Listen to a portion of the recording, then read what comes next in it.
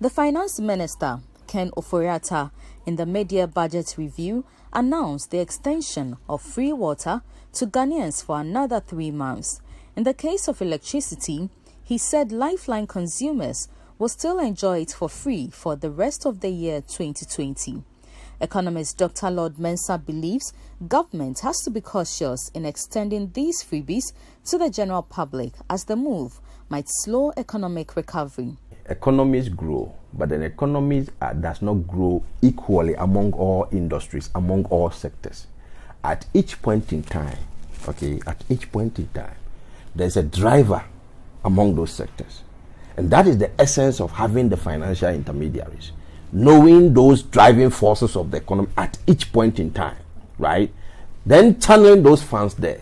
But if you give it out openly like that, there's a tendency that about 50% or about 70% of those monies will go to unproductive sectors of the economy. You have put the money into the people's pocket directly. Indirectly.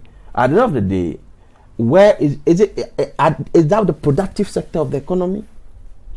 That is why I said they have to be careful, because it will get to a point where, the people. Now, let's add politics to the dynamics of what I'm talking about. Now you look at, by the time the 3rd month, 3 months time from now will be what? That will be like October, right? Just about 2 to 3 months to elections. Can you say you are going to stop those freebies when you've whet the appetite of the people? If you don't take care, they can bounce back and hit against you.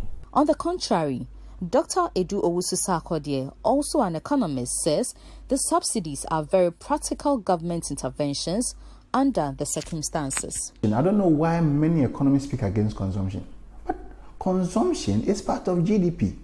Consumption even accounts for the largest share of GDP. Last year, consumption expenditure alone accounted for 65.8% of GDP. So I don't know why people will speak against consumption. Water, electricity, the mobile phone, this is all part of consumption. Wearing shirts, buying food, using air conditioning, using light, they are all part of consumption.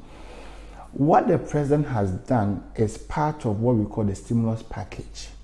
Now, in many countries, they do direct cash transfer. For instance, in the US, they distributed $1,000 to every US citizen. Recently, I've heard that they are going to increase it maybe by June to $1,200 every citizen. They are going to credit the accounts.